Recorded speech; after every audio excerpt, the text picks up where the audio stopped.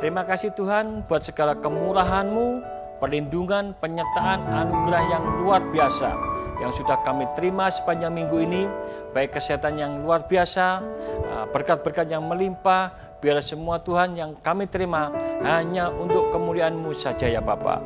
Berkati sharing ini Tuhan, urapi hamba-Mu, urapi setiap pemirsa yang menyaksikan program ini dengan urapan yang dari surga. Terima kasih di dalam nama Tuhan Yesus. Kami sudah berdoa dan mengucap syukur. Amin.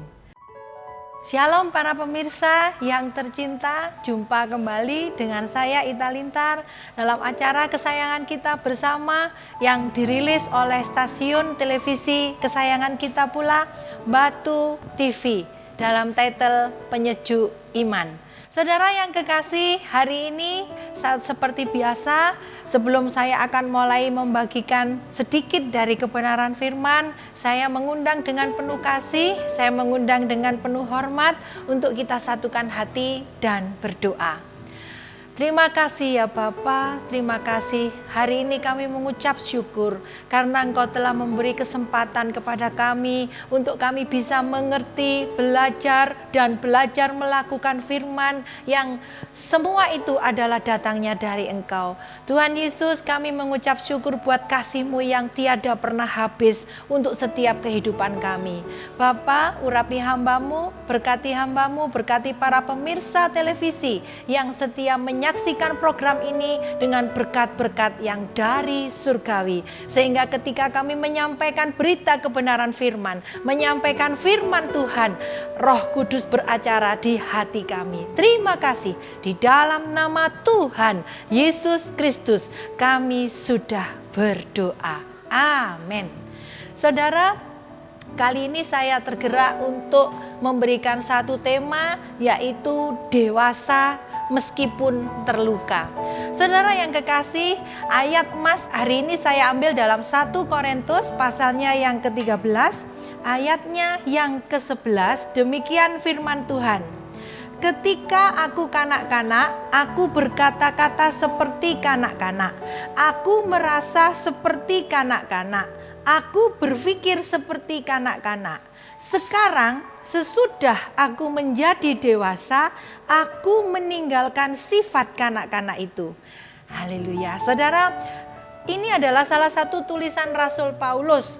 Rasul Paulus pernah jujur, pernah merasakan, pernah berpikir, pernah berbuat, bahkan pernah berkata-kata seperti kanak-kanak.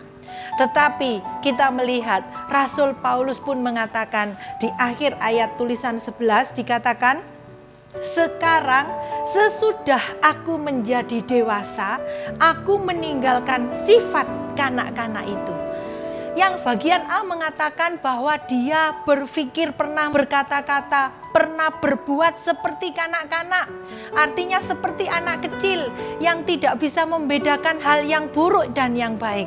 Tetapi dalam ayat yang bagian B dikatakan, tetapi setelah aku berubah menjadi dewasa, aku pun berpikir, bertindak, berkata-kata seperti orang dewasa.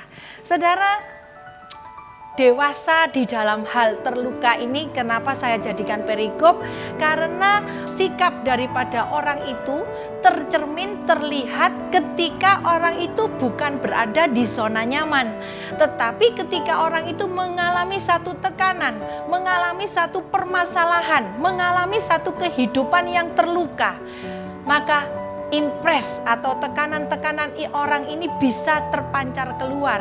Apakah orang itu orang yang dewasa ataukah orang itu orang yang memiliki sikap kanak-kanak?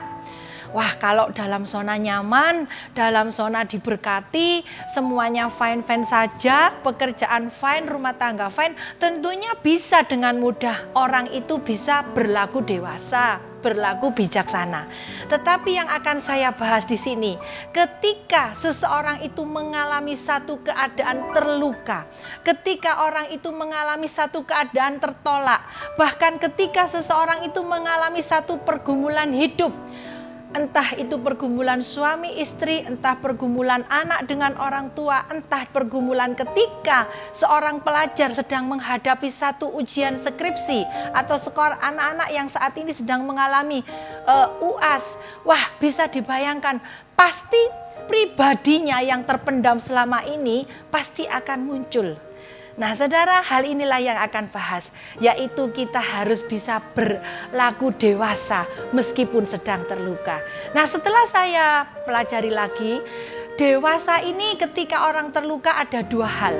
Terluka karena orang lain, dan yang kedua adalah terluka karena dirinya sendiri. Kalau orang ini terluka karena orang lain, bisa saja karena akibat dikhianati. Oh, pasti Bu, aku pernah dikhianati, dan saya yakin di dunia ini semua orang pasti pernah mengalami apa yang namanya dikhianati. Dikecewakan, pasti Bu, orang itu hanya janji-janji sama saya, punya hutang, tidak mau bayar. Itu hanya janji-janji, kita pernah dikecewakan. Yang kedua, yaitu terluka karena diri sendiri. Orang yang terluka karena diri sendiri, contohnya yaitu pernah merasakan kegagalan, atau bahkan berkali-kali melamar kerja tapi ditolak. Kita lihat bahwa salah satu ayam goreng terkenal yang sekarang masuk di Indonesia pun, Kolonel Sanders, pernah mengalami 970 kali penolakan, bahkan hampir 1000 kali resepnya ditolak. Tetapi ketika dia mendapatkan orang yang tepat, akhirnya resepnya pun sampai sekarang banyak digemari oleh beberapa kalangan. Yang lainnya, yaitu pernah mengambil keputusan yang salah, yang bisa menyebabkan melukai dirinya sendiri. Contoh, misalnya ketika kita menganalisa satu kredit bagi seseorang, ternyata orang itu hanya mampu 50 juta, tetapi kita bisa salah ambil keputusan. Orang yang mampu 50 juta dalam bekerja, kita kasih 500 juta. Wow, bisa menyebabkan satu keputusan yang salah dan fatal. Dan itu bukan hanya melukai diri kita sendiri, tetapi juga bisa melukai orang-orang yang ada di sekitar kita. Saudara, orang itu adalah ketika dia merasa dapat tekanan, ketika dia merasa dapat alami kegagalan, yang akan saya bahas, apakah dia masih tetap bisa berkata-kata dewasa. Saudara, melalui mimbar televisi ini saya berdoa, biarlah keadaan luka batin yang kita alami, entah itu karena suami istri, entah itu karena pekerjaan, atau bagi para siswa, mahasiswa, adik-adikku yang terkasih yang sedang mengalami satu proses belajar mengajar, tidak usah khawatir.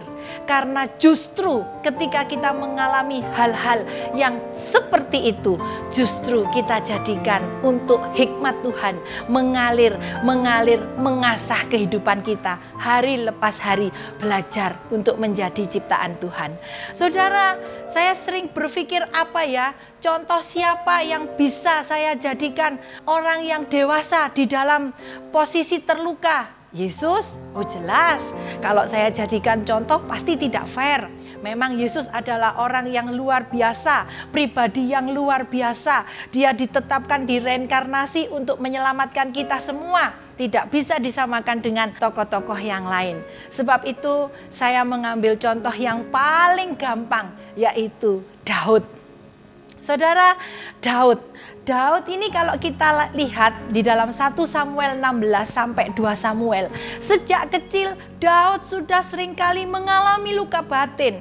Mengapa saya katakan sejak kecil? Contoh yang pertama, ketika saudara-saudaranya dikumpulkan, ketika Nabi Samuel menemui Isai ayah Daud yang ada di Bethlehem, Nabi Samuel mengatakan, "Hei Isai, aku mau datang ke rumahmu, aku mau memberikan persembahan korban.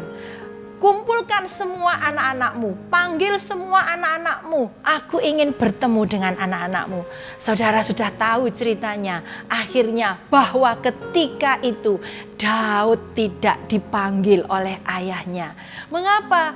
Proses ini bisa saja mendatangkan pemahaman yang baru bagi saya, bahwa Daud sejak kecil sudah hidup di dalam keadaan tertolak, keadaan ditolak, bahkan oleh keluarga, bahkan oleh kakak-kakaknya sendiri. Daud ditolak. Coba kalau kita punya anak, mau ada tamu datang, pasti kita akan tunjukkan kepada tamu itu, Pak, ini anakku ada 3, Pak, ini anakku ada 5, yang besar namanya ini, yang kecil ini, yang ini. Tetapi Isai, ayah Daud, tidak memanggil Daud. Bahkan beberapa ahli teologi sempat mengatakan bahwa wah, jangan-jangan Daud ini anaknya hasil selingkuh, anak yang gak direstui, sehingga dia dibully oleh kakak-kakaknya sejak dari kecil, bahkan tidak diakui sebagai adiknya, mendapatkan perlakuan yang kasar dari kakak-kakaknya. Saudara, kita tidak bisa memilih, tetapi ketika engkau berada di dalam satu rumah tangga dan ayah ibumu mungkin tidak seharmonis dalam impianmu, percayalah ada maksud Tuhan mengapa Tuhan menempatkan engkau di sana. Amin. Nah, saudara, yang akan saya bahas kembali lagi ke Daud, bahwa Daud pada akhirnya tetap mengampuni saudara-saudaranya. Bahkan ketika dia sempat dikejar oleh Raja Saul sampai ke Gua Adullam, dia tetap mengurusi saudara-saudaranya yang dulu waktu kecil pernah bully dia, pernah kasar sama dia. Tapi Daud tetap mengurus saudara-saudaranya. Yang kedua, kedewasaan Daud teruji ketika Daud mengalami luka aniaya dari Raja Saul sang pemimpinnya. Wow, saudara, Daud itu pernah main kecapi terlebih dahulu. Nah, otomatis Daud sudah mengenal Raja Saul terlebih dahulu ketika Raja Saul sedang kerasukan setan dan gak bisa sembuh. Sehingga diadakan satu sayembara, siapa yang bisa menyembuhkan akan diberi hadiah. Singkat cerita, tentu saja dia akan mengumandangkan kecapi itu di kamar sang raja untuk bisa menghibur sang raja yang sedang sakit atau kerasukan setan. Singkat cerita, dia bisa menyembuhkan melalui kecapinya.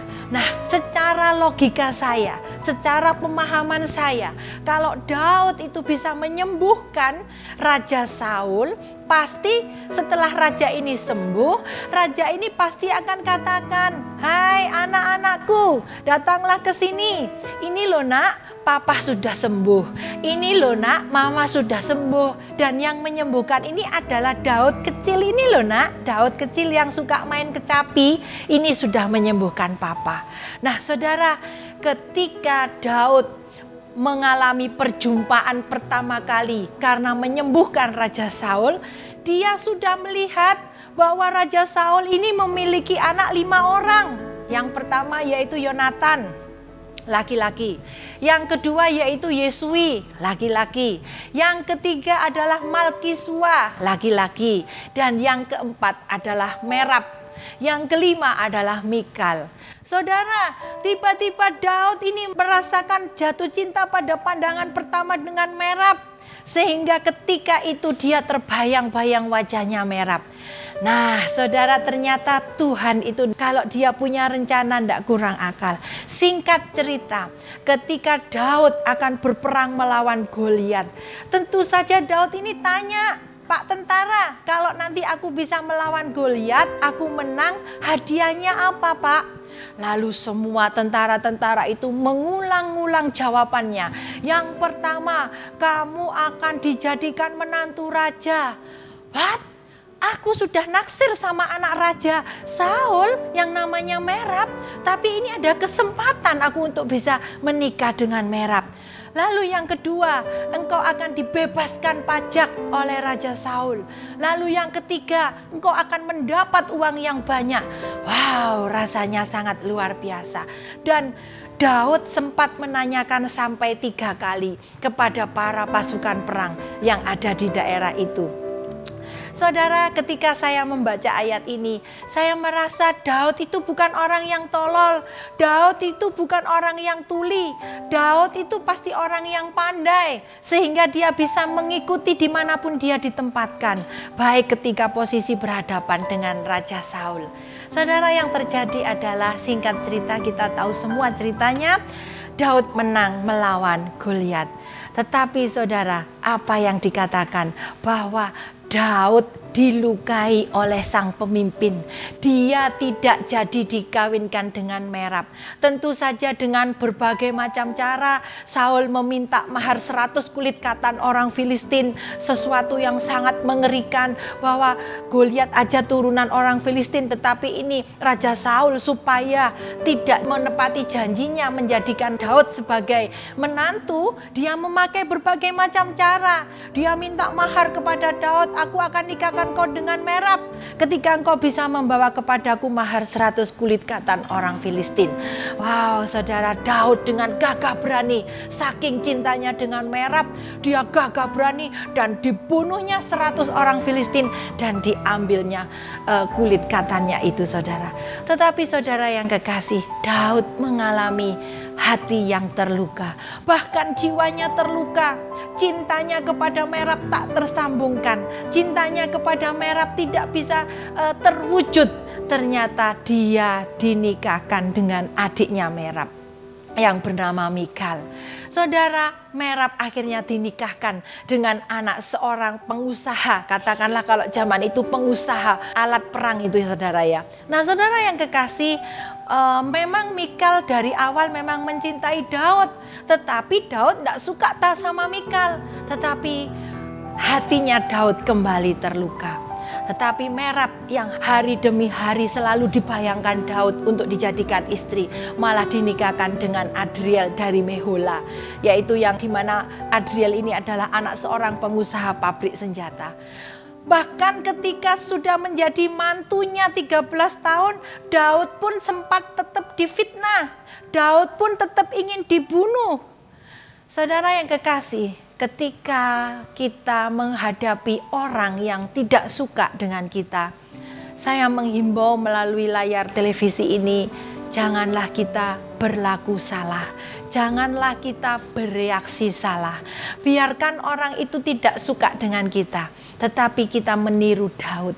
Dia sudah tahu kalau Raja Saul itu sangat benci sama dia. Daud sudah tahu Raja Saul itu memfitnah dia. Daud sudah tahu dia ingin dibunuh oleh Raja Saul.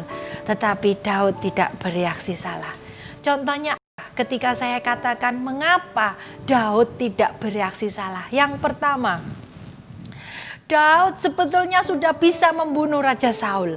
Tetapi Daud hanya memotong ujung jubah daripada Raja Saul. Kali kedua, Daud tetap bisa membunuh kembali Raja Saul karena tombak dari Raja Saul ketika tidur sudah diambil oleh Daud.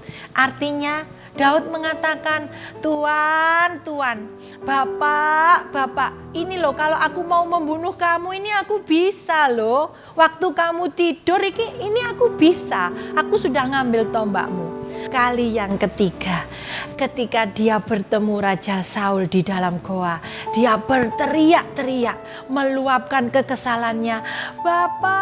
Bapakku, anjingkah aku hingga engkau mengejar-ngejar aku? Bukankah aku ini berperang demi engkau, berperang untuk memperluas kerajaanmu? Tapi kenapa engkau ingin membunuh aku? Saudara, yang terakhir kita lihat kedewasaan dari Daud, yaitu saat Raja Saul mati, Daud bukan menggelar satu pesta yang meriah. Daud bukan menggelar satu syukuran yang meriah 7 hari 7 malam.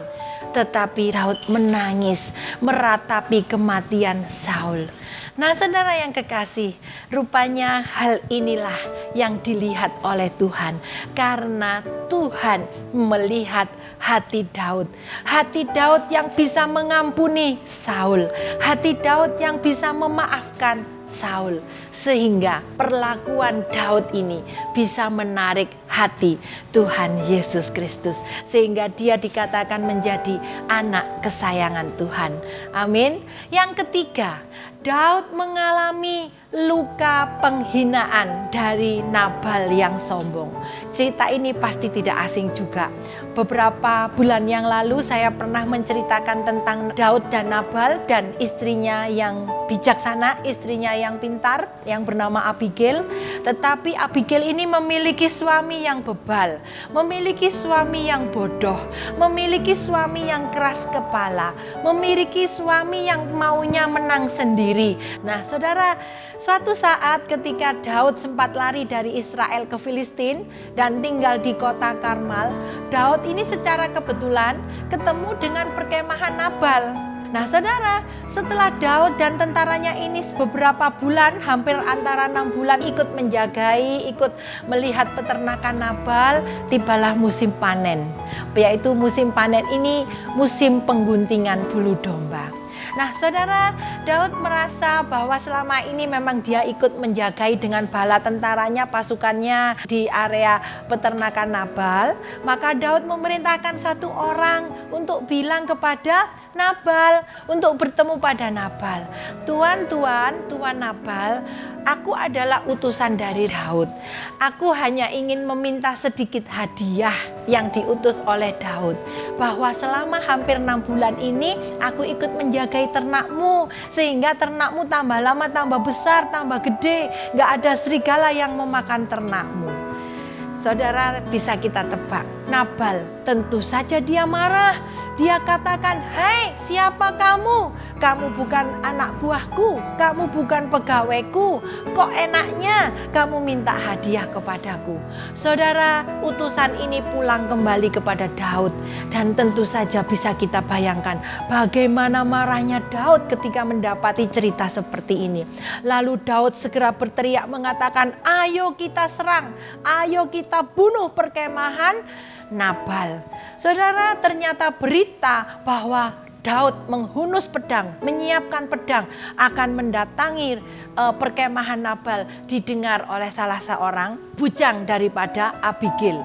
Dan bujang Abigail ini mengatakan, Nyonya, tahu nggak engkau Nyonya? Daud itu sedang menyiapkan pasukannya ke sini.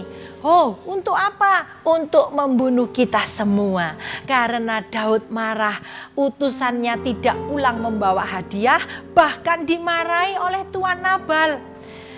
Saudara, akhirnya saudara, Abigail, istri yang bijaksana ini mendatangi, membawakan, menyiapkan hadiah-hadiah yang dimasukkan, diangkat di atas keledainya banyak sekali. Lalu segera Abigail ini mendatangi Daud. Nah, di tengah jalan Abigail bertemu dengan Daud. Dan Abigail, wanita yang dikenal di dalam Alkitab, wanita yang bijaksana ini, dia memohon ampun. Dia berlutut memohon maaf atas kesalahan suaminya.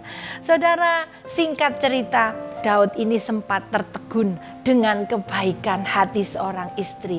Seorang istri ini berani menghadapi kenyataan, bahkan memohon ampun atas kesalahan suaminya yang diperbuatnya.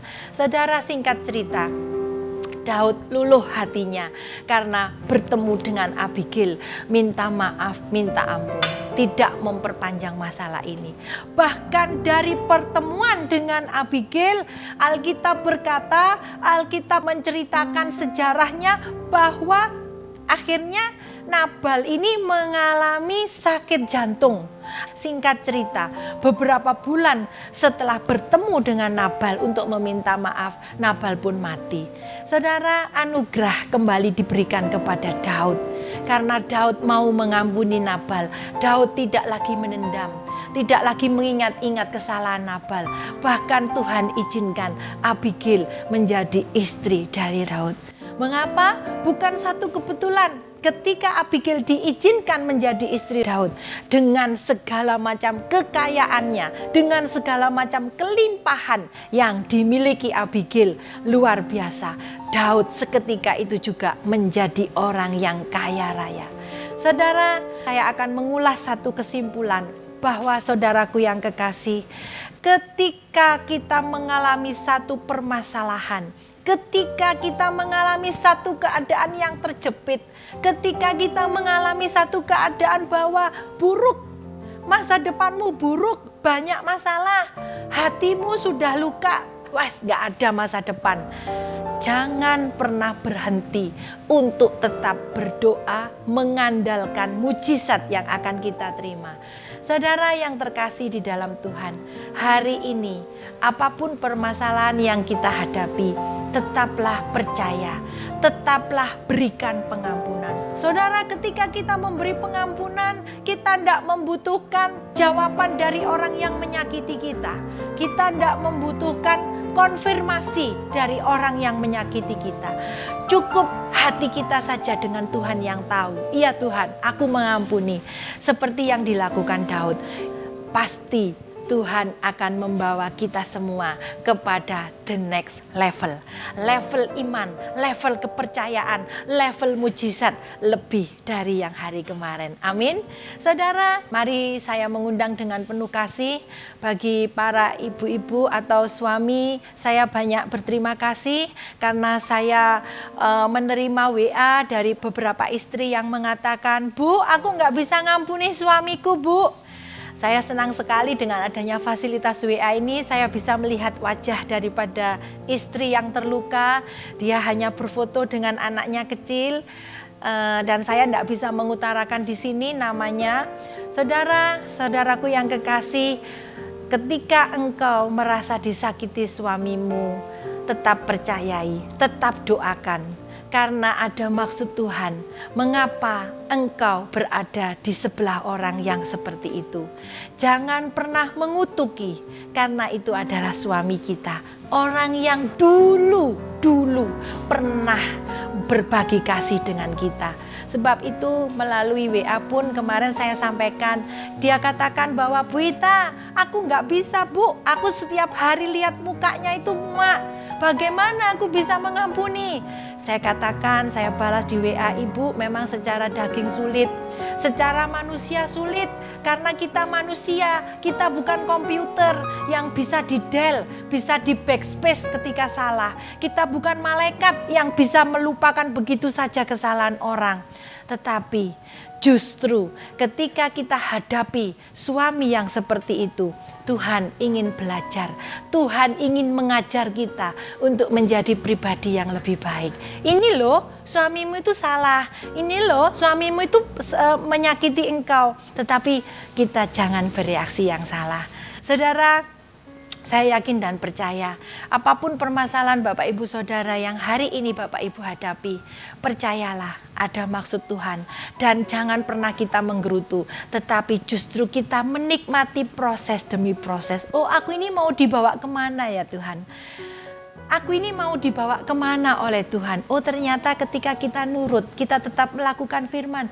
Firman berkata, "Berdoalah bagi musuh-musuhmu." Kalau kamu berdoa kepada orang yang baik dengan engkau, apa hukumnya? Itu wajar-wajar saja. Tetapi ketika engkau berdoa bagi musuh-musuhmu, bagi orang yang menyakitimu, apalagi berdoa bagi suami, berdoa bagi istri, yang mungkin ketika hari ini Bapak Ibu Saudara katakan hubungannya hambar, tetapi orang itu dulu pernah mengisi hari-hari kita. Apa salahnya? Mengapa tidak? Saudara, saya mengundang melalui kebenaran firman Tuhan, kita bisa menjadi pelaku-pelaku firman. Bukan hanya kita menjadi pembaca firman, tetapi ketika kita membaca firman, biarlah firman itu masuk ke dalam roh kita dan menjadi rema. Ketika roh itu menjadi rema, saat kita lupa, roh itu, firman itu bisa mengingatkan kita. Hei, kamu jangan membalas kejahatan dengan kejahatan. Ayo pikirkan yang baik-baik saja, jangan pikirkan yang jelek-jelek. Meskipun faktanya, kenyataannya adalah buruk. Saudara, saya akan tutup, saya akan undang dengan penuh kasih, saya undang dengan penuh hormat untuk kita satukan hati dalam doa. Terima kasih ya Bapa, terima kasih.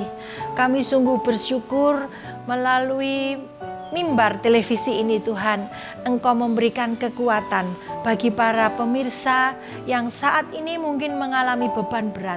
Saat ini mengalami satu proses, baik dalam ekonomi, baik dalam rumah tangganya, baik dalam anak-anak adik-adik kami yang bersekolah, mengalami satu proses ujian. Tapi kami yakin dan percaya Bapa yang kami sembah di dalam nama Tuhan Yesus Kristus adalah Bapa yang hidup. Bapa yang mampu memberikan mujizat kepada kami seperti membalikkan telapak tangan. Terima kasih ya Bapa, di dalam satu nama Tuhan Yesus Kristus kami sudah berdoa. Amin. Saudara, terus saksikan kami setiap hari Minggu hanya di televisi kesayangan Anda. Tuhan Yesus memberkati.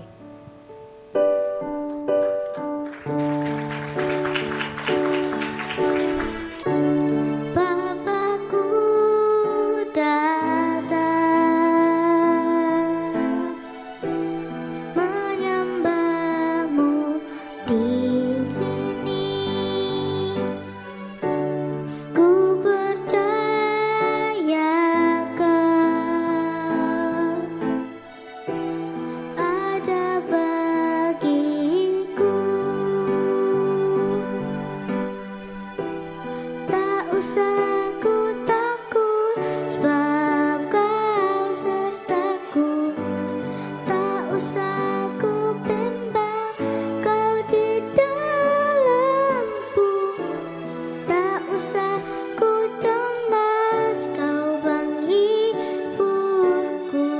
Saat ku lemah, Kau kuatku. Ku nyanyi haleluya, ku nyanyi haleluya. Sungguh Kau hebat, ajaib.